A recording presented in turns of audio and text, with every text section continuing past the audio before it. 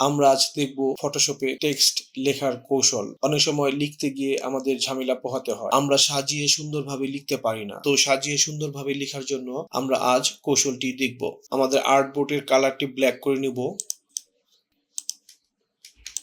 নেয়ার পর আমি অভ্র ইউনিকোড দিয়ে এখানে লিখে রেখেছি, কপি করে ফটোশপে নেব। কিবোর্ড থেকে Ctrl+C এবং এখানে এসে পেস্ট করব Ctrl+V। আমি টেক্সটটিকে একটু বড় করে নেব Ctrl+T কিবোর্ড থেকে। এখন আমি এই টেক্সটটিকে বা এই লেখাটিকে সাজাবো। টাইপ টুলটিকে সিলেক্ট করে নেব। নেয়ার পর আমি শুধু প্রিয়টুকু রাখবো এবং বাংলাদেশ আমার এইটুকু সিলেক্ট করব। তো আমি এই বাম থেকে যদি টান দিই তাহলে আমার এটা সিলেক্ট হয়ে যাবে। সিলেক্ট হওয়ার পর কিবোর্ড থেকে Ctrl+X দিব, অর্থাৎ এটাকে আমি কাট করেছি। এখন প্রিয়টিকে পড়ে নেব। কিবোর্ড থেকে অল্টার চেপে ধরে আমরা একটি কপি করে নিচে নামিয়ে নেব।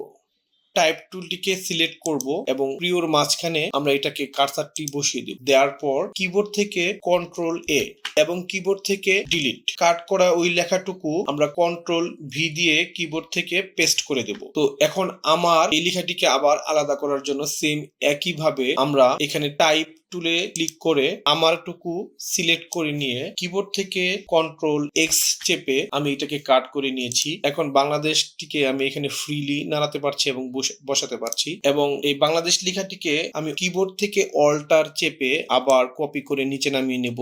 নেওয়ার পর টাইপ টুল ক্লিক করে এখানে মাঝখানে কার্সারটিকে বসিয়ে দিয়ে কিবোর্ড থেকে Ctrl+A চাপ এবং এটা সিলেক্ট হওয়ার পর ডিলিট করে দেব। কিবোর্ড থেকে Ctrl+V চেপে আমি পেস্ট করব। এখন আমরা দেখতে পাচ্ছি প্রতিটি লেখাকে এবং ফ্রিলি এটাকে মুভ করতে পারছি। এভাবে আমরা ফটোশপে লেখাগুলোকে ফ্রি করে সুন্দর করে সাজিয়ে নিতে পারি।